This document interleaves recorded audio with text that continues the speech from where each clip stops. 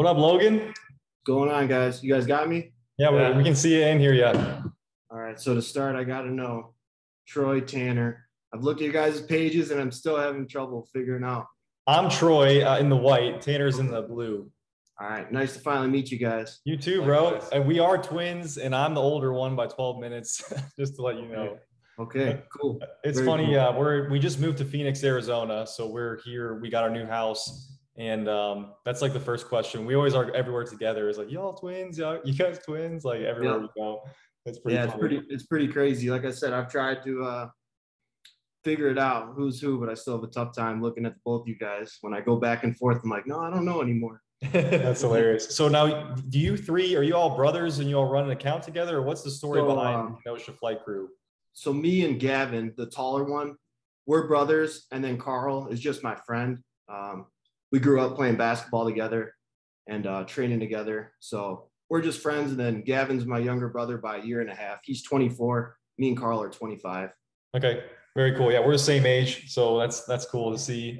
We've been following you for a little while, and I feel like my goal in college, I was like, man, I'm 5'10", I want to be 200 pounds and squat 500. I'm like, oh wow, boom, right here. Like, this is what it looks like right here. So when I saw that happen, I was like, I knew it was going to happen just because you were tracking nicely, but I was like, appreciate it. I'm like, man, I really want to hear how you got to that point. Like, I know you said you've been squatting for like what, 13 years? Is that what you said? Yeah, 13 years, deep back squatting. So I started when I was about 12 years old with my dad. We just started going to the gym, doing mostly like bodybuilding style workouts. And it was about 6 months in, we were just doing really mostly all upper body.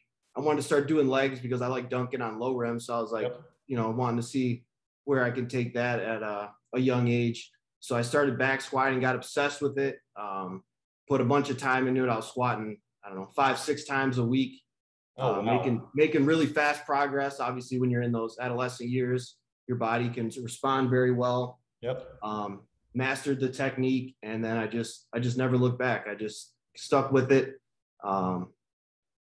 13 years of squatting. I've gotten better over time, obviously with form, but I'd say for about the past 10 years or so, technique was locked in, and it was just a matter of pushing myself and knowing when to back off and when to up things. But yeah. So how would you describe what your technique feels like when you're actually performing it? It's very subconscious at this point. I did most of that work in my teenage years. There's times like when I did the 500 squat, I was thinking, start pushing the hips back, stay on my heels on the full of my feet, not on the balls. But for the most part, it is just an unconscious thing after getting so many reps in. But it took time. I had 2-3 years of where I was obsessing over. I wanted the perfect technique. And then I was pretty much set. But then when I met Daniel as a teenager, he kind of made like 1 or 2 little more tweaks and locked me in. So for the past at least 10 years, I've just been rolling with what I built as a teenager form-wise. What was like the connection with you and Dan? Like, did you meet him like at school or something? So he's from Milwaukee, Wisconsin. I'm from Kenosha. And in my teenage years, when I started getting really into the jump training, I would just research, and his name would always constantly pop up. And I seen one of his videos, and I recognized the gym he was at. The back wall was UW Lacrosse. And I'm like, hey, I know where that is. I wonder if the guy lives around here. So I messaged him, and we kind of started our relationship from there, started talking. And then he started training me probably when I was about maybe 15, 16. And we just kind of built our relationship from there and became friends. And, you were like in his OG depth jump tutorial video. Yeah, I asked him actually a couple months ago if he had any of our older clips, because I thought that would be cool to kind of show the progression, because a lot of people think that where I'm at is just all genetics, or, it wasn't a process to get there. So I'll probably hound him to see if we can get some of those old clips. For sure. That's awesome. So I'm curious again with the squatting. I mean, this whole thing's not going to be all about your squat, but I am like just very curious. I was always under the impression, or I guess I was led to believe just initially when in my research, that like strength to weight ratio and squat like pretty much directly correlated with your vertical jump. Did you see that to be the case, or did you find any sort of diminishing return along the way. So I 100% found that to be the case, with the exception that it did take time, especially as I got to higher levels, closer to 40-inch vertical approach and above, that I would have to step away and stop squatting to see the results. Like Daniel talks a lot about, and each person is different. I think a lot of people will see the results right away. For me, for whatever reason, once I started squatting after my last peak, within a week or two, my vert was down a couple inches. So, I mean, it varies from person to person, but for me, it's always been get the strength and then see those results in the vertical a month or two down the line once I back off from it. Because for whatever reason, it just really fatigues my body, slows me down. And since I'm more of a strength, that's my my best attribute, I guess. And I don't really have the genetics for that top speed ability. I need to really like back off of it before I see any kind of results from it, especially now that I'm getting to a higher level of ability. Would you say that you being the shortest among Kenosha flight crew, that, you know, you kind of have to be stronger than Carl and Gavin in order to see the same type of verticals as them? 100%. Especially Gavin, he's very tall, has very long limbs, his legs are very long. And Carl, he's a bastard, man. He's got the genetic ability with the speed. I mean, he's a freak. He was doing windmills and stuff in high school without ever even, you know, touching a weight. He's got that raw ability. So that's like my one little domain that I'm like, all right, I can lead us in this department, and then Carl and Gavin, you guys will be better at other things. But I definitely try being the short and stocky guy, like you said, and just having the natural ability with that. I try to lead the way with the strength for sure.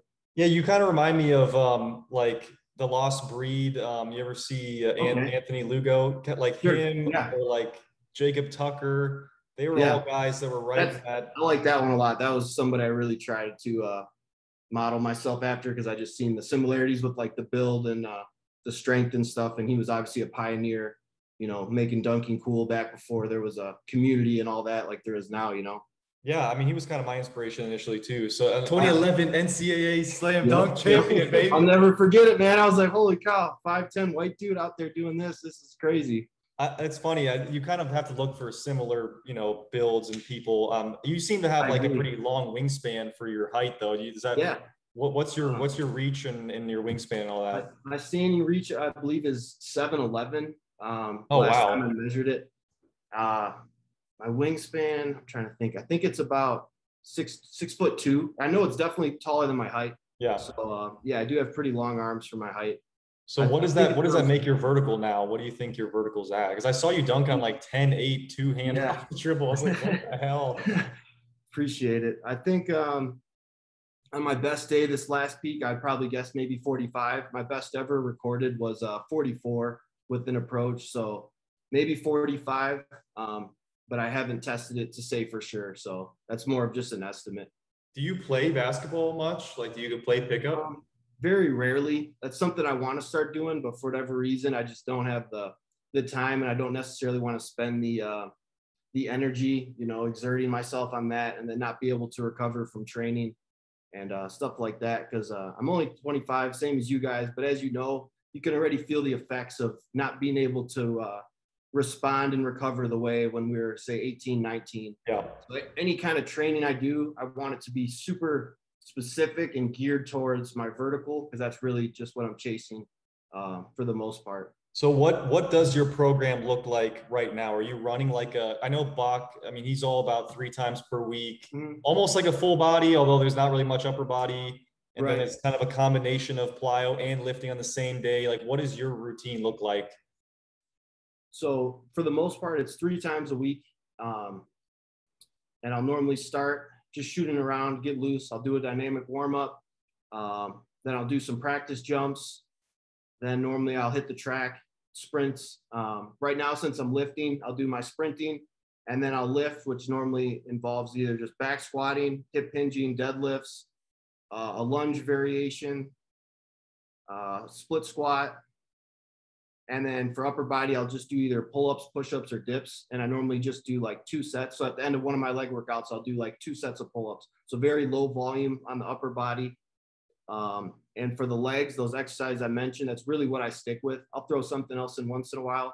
But just like I said with the basketball, I want to do the exercises that are going to give me the most bang for my buck, and then get out of there. So what kind of like set rep range and total volume are you looking at on your squat, for example?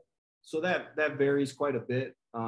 Normally what I like to do is I'll just pick a rep number for the day. Like I'll go in there and I'll say, today I'm gonna do sets of 3, and I'll just work from light to heavy, doing sets of 3 or sets of 5 is another one I like. Otherwise I'll start light, start with like 12 reps, and then just keep going up the ladder, like 10, 8, 6.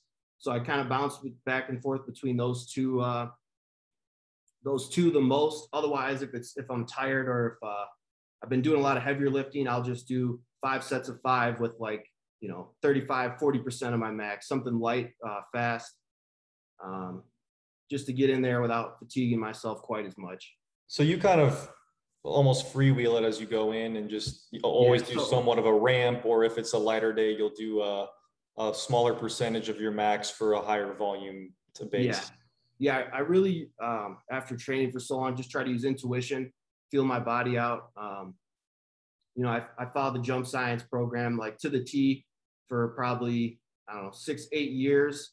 And then I was like, I'm going to start just changing some things just to make it a little more, fun, just to get some variety in there with the programming, because if you've been squatting for 13 years, it doesn't really. You don't want to run level 6 for the 10th time? Yeah, exactly. That's exactly it. So I stay true to the principles. It's all the same exercises, but I just tweak things here and there to try to give me some different variety and keep me from getting bored, pretty much, I suppose. So you're not one to do like back extensions or hamstring curls or like that is a good one. I always throw in a knee flexion exercise, hamstring curls or Nordics. I'll do those at least once a week. Back extensions, not as much. I don't have anything against them. I just don't see a purpose for it in my training, I guess. Okay. And another thing is I've been able to stay healthy, so I haven't had to, focus on a lot of other accessory work. Knock on wood, I guess, right? Yep. That I can maintain that. But if I were to get hurt, I'd go to you guys for sure, because it seems like you guys got it going with the rehab and the injury prevention stuff. So that's cool. That's something I don't have a lot of knowledge in, so I find it very cool, and I love looking at you guys' posts about that kind of stuff. Well, appreciate that. That's kind of how our training system was birthed, is because we would run these programs. We would run. I would do jump manual, jump science. That's really the OG one. I think we started on the jump manual. That exactly. was like the only one out at the time. Yeah, there was another like online system. Now everyone kind of has their own online system seemingly. So we kind of just jumped. If you know Kelly Baggett, he had a Jump Bible. Oh, sure. I remember that one too. Yep. So we've done a lot of those kind of cookie cutter pre-programmed things. Right. We'd always end up like injured, but not injured in a sense that you needed to go to the doctor, but like just always aching. Like shin splints were really bad for a while, like back pain from squats. It was usually whack-a-mole between those two. Never really had knee pain, but it was always like either back hurting from squats or shins hurting from like plyometrics.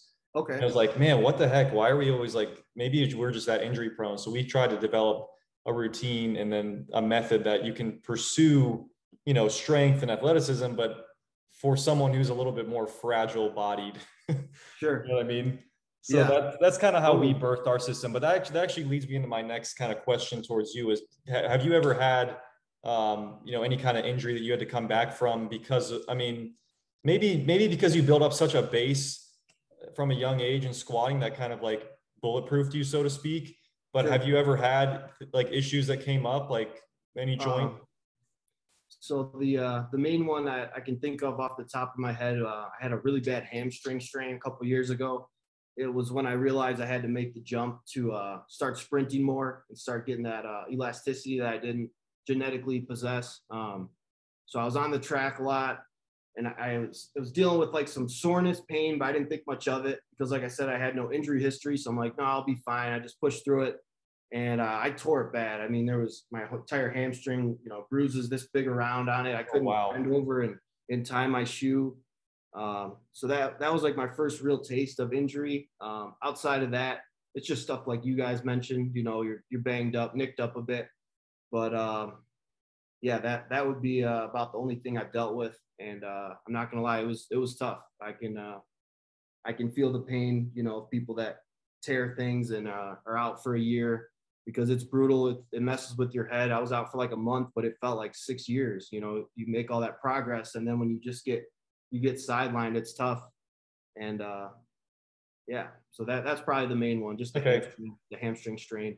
Yeah, that makes sense. I mean, it's kind of like when things are going well, you feel like they've been going well for a while, and when they're not going well, you feel like you're never going to get out of it, or it's been like you're just terrible, like always. Right. This is the way it is. So I definitely get that. In terms of your approach on flexibility and stretching, do you stretch every day? Do you think that flexibility is kind of overrated? Like, what's your stance on it when it comes to athletic development? I think next to building a foundation of strength and mastering, you know, your fundamental movements like the back squat, the hip hinge, the lunge, I think it should be the first thing people focus on. And it's also tied with the strength and mechanics department of the most important thing. I stretch daily for sure. Something I work on, I'm always thinking about. I've noticed that if I'm not stretching, I start to get tight. I can literally see my performance drop. When I'm lifting, I'm not getting into those end ranges as comfortably. I can feel the tightness. And all the high school basketball players I've trained, every time we get them more flexible, you know, their vertical goes up. They talk about how they feel better. They're running better, more fluid.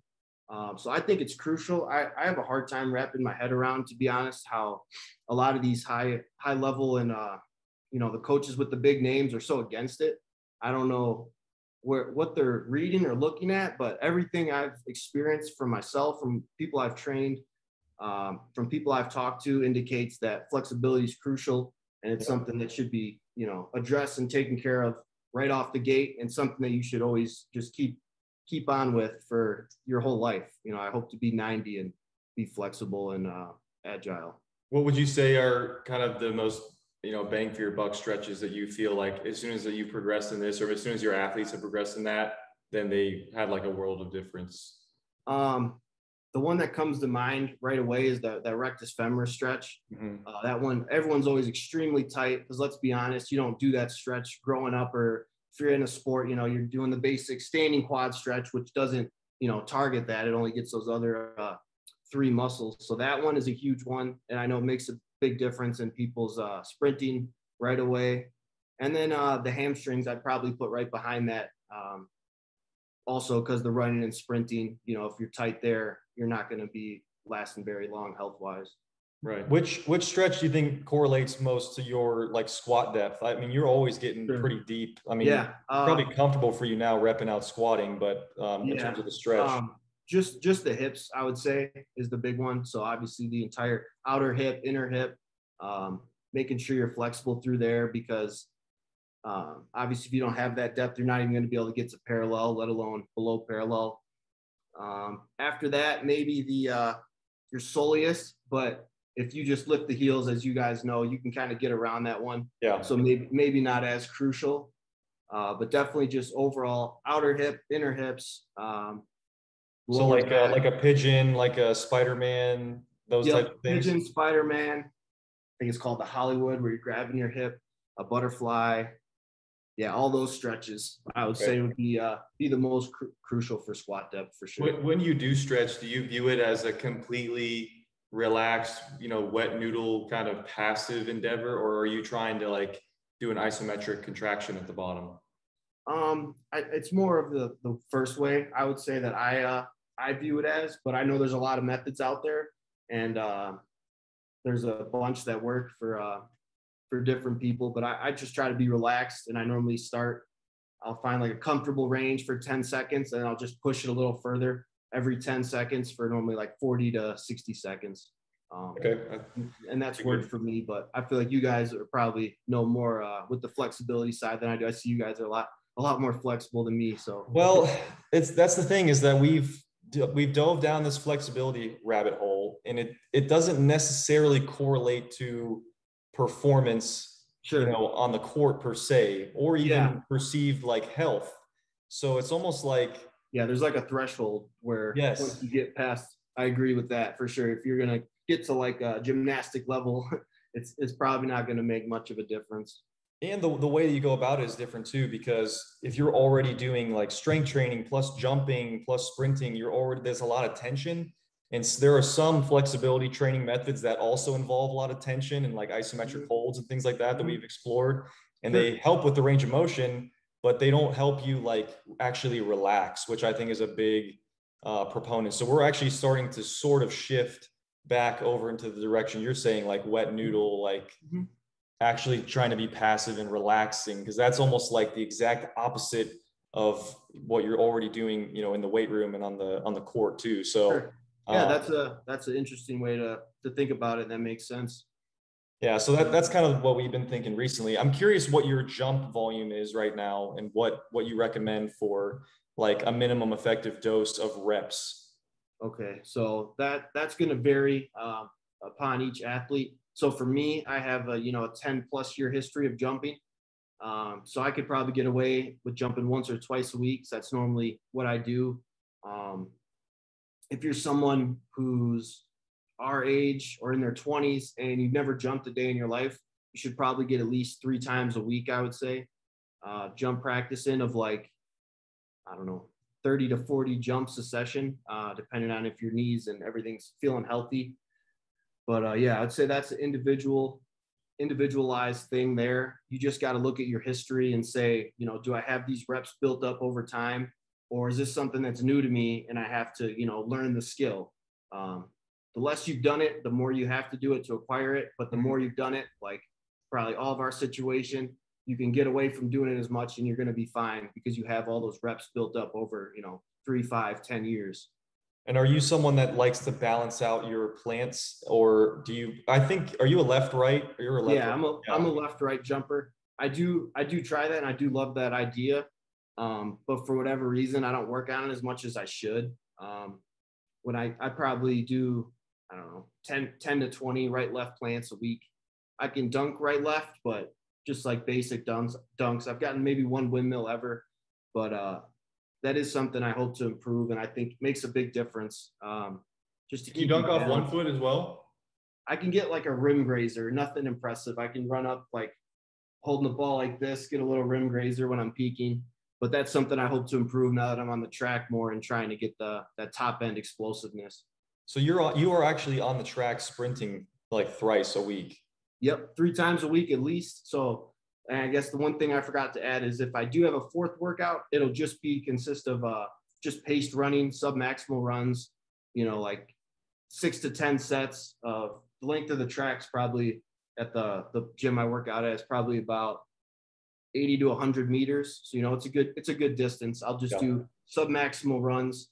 But then 3 other times a week, I'm out there sprinting full speed, 4 to 10 sets. So it's definitely the focus of my training right now. And I think it's the one missing piece that could take me from where I'm at to like that top tier of the dunkers, which is what I'm trying to get to. So yeah, that's actually a question I had too, is like, what is your aspiration, both from a strength perspective, and then what do you like want to do with the athleticism that you do have? Because I would honestly say that I don't really know what your genetic potential is, because you just keep breaking barriers, it seems like. Would you have like a big, hairy, audacious goal to kind of hit a certain number or metric by a certain time or anything like that? The big goal was that 500-pound squat. And I'm not going to lie, I was just talking to my fiance, Christina, about it yesterday. I just didn't feel like the sense of accomplishment that I thought I would, because I just obsessed over it for so long. And I was just like, once I get that, then I'll know I have that elite strength and I'll feel so good about myself. And it just kind of passes, and you're not really, as pumped about it. So outside of that, I guess I want to be in the company with the most elite dunkers. And I think the main thing I need is just the consistency. Yep. I can get out there once a week and have a great day. But those guys, they're out there anytime, any day of the week, 3-4 times a week, they're able to hit those elite heights. Who would you say are maybe the top 3 elite guys in the game right now? Top 3. Or at least your favorites. I'd still have Jordan Kilgannon in there. Jay Clark. The third one's tough. Throw a short guy in there. Yeah.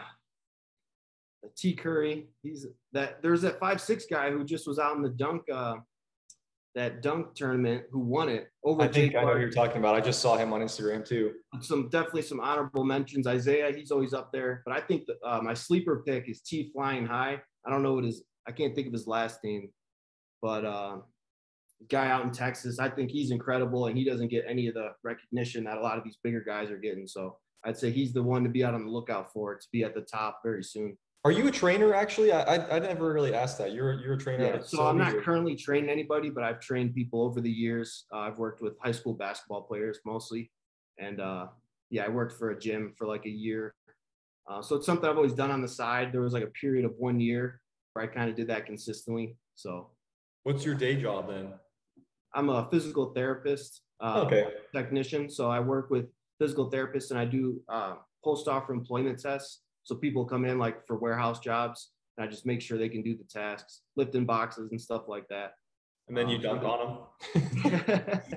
So I've been doing that for about 3 years now. So it's a good job. I mean, it's just consistent work, and it's in the field of my what I'm interested in. So I'll probably stick with it until a different opportunity comes up, or if I can get back into training. You know, with your abilities, I feel like you could have your own online training system, no problem.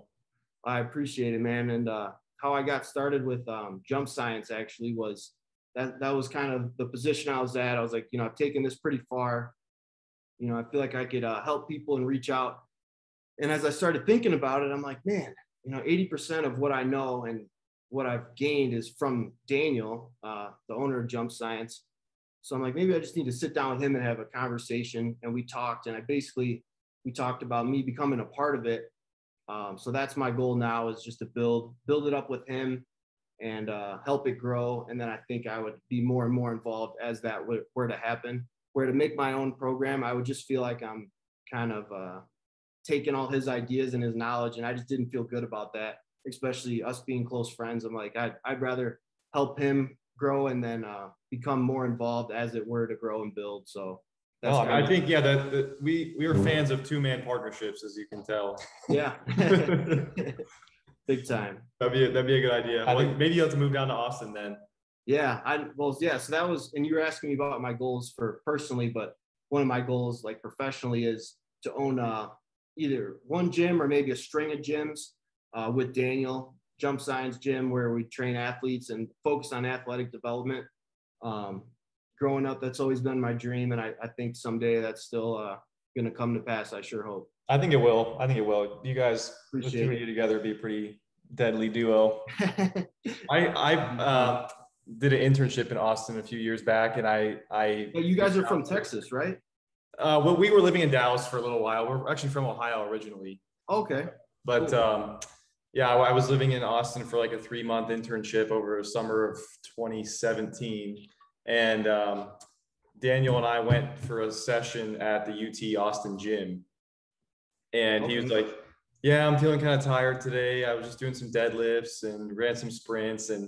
But anyway, he wanted to, I wanted to have a jump session with him and see what he could do and evaluate my kind of form and so forth.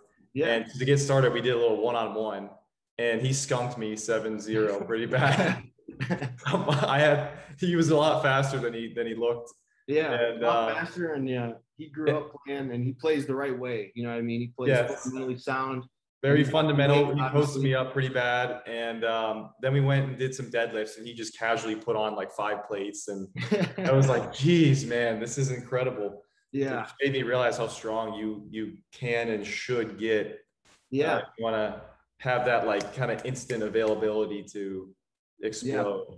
Big time. I remember when he was training me at in Milwaukee, I would show up there and he would just walk in cold and just start deadlifting 400 or 500 pounds, or he would just have a bunch of weight on the snatch. And I'm like, man, I don't know how you do that. It takes me 15, 20 minutes till I can even, start feeling comfortable getting dunks down. And he's just, max weighting it out. So he's definitely got some incredible ability for sure. Yeah, I remember seeing he post stuff like, oh yeah, Giannis just did this dunk in a game. Then he would like go back and do it. Just like calculated. I was like, sick. I know, for sure. Oh, congrats to you, by the way, for your Bucks winning. Yeah, thank you. It's crazy. I did think of you guys. I felt bad. I was like, well, but not that bad because you guys just moved. Yeah, we were fair weather fans. We just moved at the right time. Yeah. Yeah, like you said, it was a good time to move down there and become a Suns fan. It was. I mean, unfortunately, they kind of relied purely on Booker to like carry the team, and then Aiden. Yeah, I think that was their downfall. Those last games, everybody else stopped playing, and they just kind of waited around for Book to make something happen. Agreed. I actually wanted to ask you one more thing about the squad. So you hit 500. I love talking about it, man. I've like dedicated my life to it, so I love. You can ask as many questions as you want. Okay, awesome. Are you going for more? So 2 questions actually. Are you going for more strength to weight ratio now going forward? Or are you going to keep driving up to like 550? Or are you going to try to cut to like 190 and then still squat 500? Like, what are you trying to do now? Because it's funny you said you hit the goal and now it's like, oh, I guess not. Fireworks didn't go off like I thought. Which is kind of funny that you say that because you build up like so much on these kind of like arbitrary numbers. But right. I'm just curious going forward. What direction you want to take it? Yeah, it'll probably be more towards going like you said the 550. For whatever reason, the number I have in my head now is 545 because that'll be the 5 plates and the 25. Yep. But it'll probably have to be around 200 for whatever reason. If I cut below that, I just get really weak and just feel like crap. 200 is like my lean weight where I'm still strong and I have some power. Or if I get below that, it kind of everything goes to shit. So we're sitting here at 180. Below that is when I'm sick. What's that? So we're sitting here at 180. I'm thinking if I was to bulk to 200, I would feel like my waist would just blow out like this. But you seem to be able to stay lean at that weight. It's just like it's your body type. Yeah, definitely my body type because even growing up when I was always thin, but I always just weighed a lot. Same with my brother. My brother's tall. He's pretty thin head to toe and he weighs 215 220. So and that's not it's not ideal. I'd rather be your guys' weight like you said because it's just all about that ratio. But yeah, but you're at 2.5. The most I've ever put up is like 365. That's the most I've ever done. That's nice. So that's still 2 times. That's awesome. You've inspired me to get back on my squat grind though. Nice. Got to, man. It's tough, but I think it's worth it. And it's the one exercise along with sprinting and jumping that's going to make the biggest difference. It's tough. You working on deadlift too or no? Oh yeah. I mostly, for the most part, I'll stick with like the RDL or hip hinge over the deadlift. Okay. Just to try to, because I'm really weaker. For whatever reason, I'm weaker at the hip than at the knee. Like my max deadlift has always been barely better than my max squat. Yeah. Which pissed me off, to be honest, because I see everybody else, they're deadlifting 100 plus pounds more than their squat. So I think for whatever reason, I'm just more built at the knee, maybe from a history of jumping compared to sprinting. Yeah. And maybe being stockier has something to do with that. But yeah, deadlift and hip hinge 2 to 3 times a week. If I'm lifting, I'm definitely going to add in a deadlift or a hip hinge. I'll never do a lift without that. It's always a part of the workout. Same with lunge. Same with lunge. Yep. Like a reverse lunge, or do you ever do side lunges or anything like that? I mix it up. So every time I'll pick a different one. I'll either do reverse lunge, dumbbells down, reverse lunge, dumbbells up to target the rectus femoris a little more, holding a dumbbell in front, lateral lunge, work the adductors, and then split squat, and then the leg curl. So those are basically the exercises I do. I keep it really simple, and I just want to do the stuff that's going to give me the most bang for my buck. Yep. I'm busy and tired a lot of the times like everybody else. So I just try to focus on what really matters and it's going to make the biggest difference for the energy that I have to expend. So you've never had any kind of back issue when it comes to like heavier squatting? You've never had like dealt with any of that before? No, luckily for whatever reason I haven't. Just it was the hamstring, and I've had like some ankle, soreness, shin splints, like you guys said, when I started sprinting a lot. In bounding, especially, obviously that one's really tough on your shins. But the back's been good. Do you prescribe? Go ahead. A couple weeks ago, I have like a minor tweak I had a minor tweak, but it's never been anything serious. So yeah, I've been pretty lucky for sure. I was gonna say, do you prescribe to any specific dietary guidelines? Sure. You follow anything like that? So the big one I always look at with athletes or anyone that reaches out to me is just making sure they're getting enough protein, because I don't think anyone's getting close to like what I recommend and what I think's been well studied as a gram of protein per day per pound of body weight. And I don't think anyone's getting close to that if they start actually counting, you know. Yep.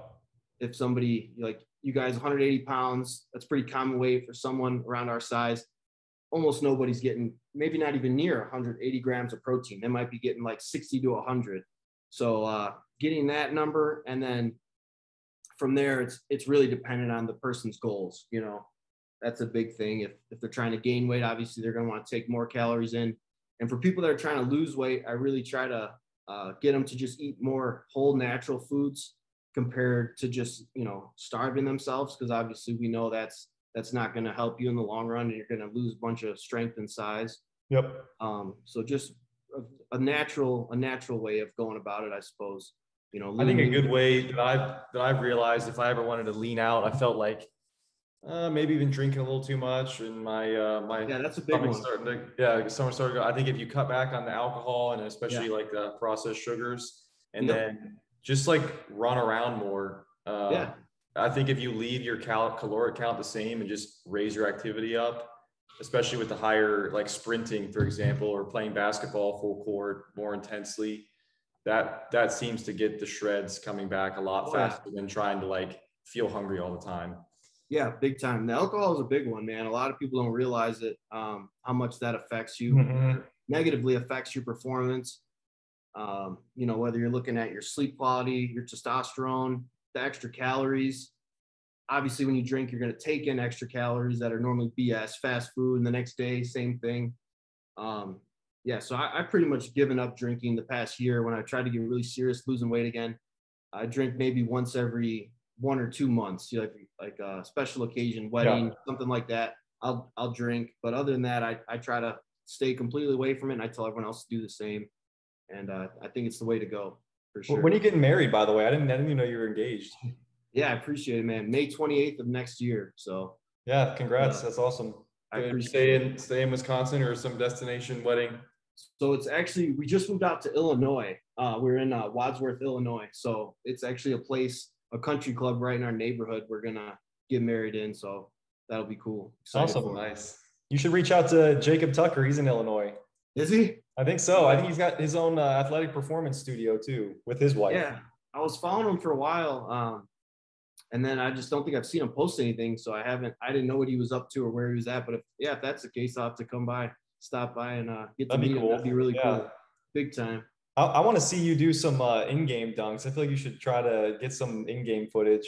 I definitely will have to start recording. I know when I went to, I think it was like an LA Fitness, we were playing, and this is the thing with half court games, I can get a bunch because my legs stay fresh, you know. But when I get running full court, that's another thing I just don't have, is the conditioning. So if I play a game, you know, after 10, 15 minutes, my legs start getting tired. I just really can't get up there anymore. Like some of those other guys you see, you know, where they're traveling around and they're dunking in games all the time. But like in a half court game, or if I'm fresher in a full court, I definitely am able to get some pretty good ones. I have a couple on video. I'll have to send you guys and see what you think. Yeah, no, that'd be awesome. Oh, you know, we're going to love it. You know what? It's funny. You really are bringing back the whole track mindset, the whole track background. I feel like that's like a very underrated and not talked about enough quality, just getting like a higher level of overall volume of ground contacts, whether it's sprinting or submaximal running. That seems to be a big crucial part of the whole, you know, package that is athletic development. Cause like you're kind of living proof of when you max out the strength, you get a bunch of like very situational athleticism, you know what I mean? But it doesn't necessarily translate to everything, but it's the same vice versa. Right. So to have it all, you kind of have to be like a track athlete first and foremost, and then supplement it with the strength and the flexibility. And that's interesting that you kind of bring that up. Yeah, big time. I think it's the one thing most athletes are lacking outside of track athletes, because they obviously have it built up because they grow up and they got all those quick contacts in. But for team sport athletes, basketball players, football players, just the casual dunker. You're not getting those contacts and you're not building up the elasticity. And it takes, years of doing it, just like anything else, to really develop that. So I think that's a huge piece of the puzzle. If I had to say like 3 things, it would be flexibility just to start with to get a good base, flexibility, mastering and getting strong on the 2 movements of squat and lunge, or squat and hinging. And then getting the time on the track, just getting those quick contacts in, multiple times a week, maybe run, 1,000+ meters a week, sprinting, and do that for a couple years. And if you progress on all those, I think you're going to be set and you're going to reach a high level of and the jump practice, right? Yep. Jump practice for sure. Yeah. Okay. Those are pretty much the 4 pillars then, right? I mean, that seems to be I like that with jump science. It's always been a very simple, not trying to reinvent the wheel, but just very like realistic and kind of reality check too. You know what I mean? Like, you're not going to get it quickly. Stick with the basics. It'll take a while to improve, whatever. I mean, that seems to be like the general. And it's like you have to literally physically change yourself if you want to change your abilities. Right. That's what strength training offers you, is the ability to go ahead and take suboptimal genetics, let's say, and peak out what you may be able to train. Yeah. Not all of us are born like Zion Williamson. Right. And you can weigh 280 and jump 43 inches at 6'7". Right. I think the big thing with that is, and what I try to tell a lot of people is, you just got to have your goal in mind of what's most important to you with your training. You can't get, like you said, unless you're absolutely genetically gifted, you're not going to get great at everything at once. You're not going to be jumping 50 inches, 250 pounds of just pure upper body mass and running marathons. You can only get so good at, various things at once. So you got to make up your mind of, are you training for athleticism? Do you just want to look good? Do you just want to get really strong? And you got to just chase and stay focused on that one or 2 things. Otherwise, you're just kind of setting yourself up for failure, and you're just going to end up not getting very good at anything. Yeah. Have you ever had aspirations for like a higher bench press or shoulder press or anything like that? Or you like to keep minimal upper body? That was like my start. My first 2-3 years, I was like obsessed with bodybuilding. Yeah. I just wanted to be like the biggest dude. I wanted to just be like Ronnie Coleman was like my idol as a teenager. Oh man. So I would just watch his videos, and I just remember thinking like, that's what I want to do. I want to be Mr. Olympia. And jump training, I got serious like 16, 17 when Daniel had me do my first peaking phase, when everything changed, because I was like, oh wow, I actually can get results from this. I just never realized them until I stopped the lifting. But it kind of screwed me over, because now I got that extra weight that no matter what I do, I can't get off. If I had it up to me, I'd be like 10, 15 pounds lighter. But I think just those years of just blasting out bodybuilding training, they still kind of slowed me down and weighed me down a bit. But there was definitely a period where that's all I really even cared about. I think as you progress through your, little sprinting career, I guess you could say, I think you're going to probably get a more leaner, like linear build, like you're talking about. Yeah. I think that'll probably naturally happen. That's the goal for sure. Yeah. I hope so. Have you ever heard, this is probably like the last training question I want to ask you, but have you ever heard of GOTA before? GOATA? I just seen somebody on Instagram ask Daniel a question about it, and I meant to look it up, but I've never even heard of it. Is that like a training philosophy? Like what is it? It is. I mean, I won't spend too much time talking about it. It's basically a locomotion movement philosophy that's kind of come up, and I think it's been around for a while, but it's becoming more and more popular. They have a lot of cues that they always bring up, like inside ankle bone high when you're running. So like staying more towards the outside edge of your foot, a lot of like rotation in your movements. So like when you extend the hip on a run, you should slightly internally rotate as well. And then when you land any kind of forceful plant, it should be in like a slight bow-legged position. And your spine should also move side to side slightly, so your head stays over the foot that's being planted. So they kind of have their own little system, and it's interesting in theory. I guess Dan kind of ripped it to shreds on his post today. Yeah, I was gonna say I didn't get to see his response, but from what I just heard, it sounds like a good idea, but I don't see any of that being able, like, you can't just go out and think about those things as you run. I think you just acquire those things naturally as you reach higher levels and you practice. I think those all sounded like things that your body is just gonna figure out and do as you get to elite levels. But yeah, I think those positions occur because you're putting so much force through a certain movement that it actually, right, like you said, subconsciously has to occur, or else you'll literally break your whatever the weak link in the chain is. So sure, I think it's more of like the form monitors function type of thing. So like if you push this hard, it'll have to look like that in order for you to even try pushing it. Yeah, I think that's definitely what it's more about than yeah, I just don't see it being practical that you could tell any one of us to think about those things and we could just go out and do them. It's going to either happen naturally or you could build towards it over time. But to just try to go put all those things into play in a day or something, if you're not. Yeah, one of the things that they talk about is you should like have a group of people, or is it just it's like a group of 4 guys. They all have like New Orleans accent or Boston accents.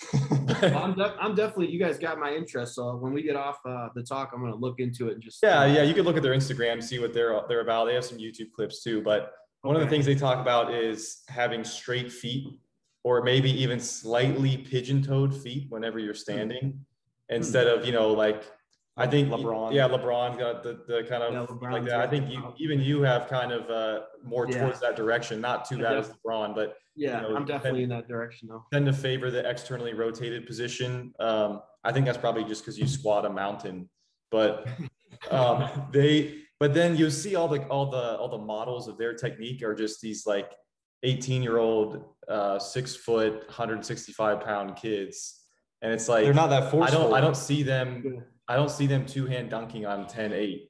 So I don't really know what to believe when it comes to that system. Like you have to get strong at some point. Yeah, right.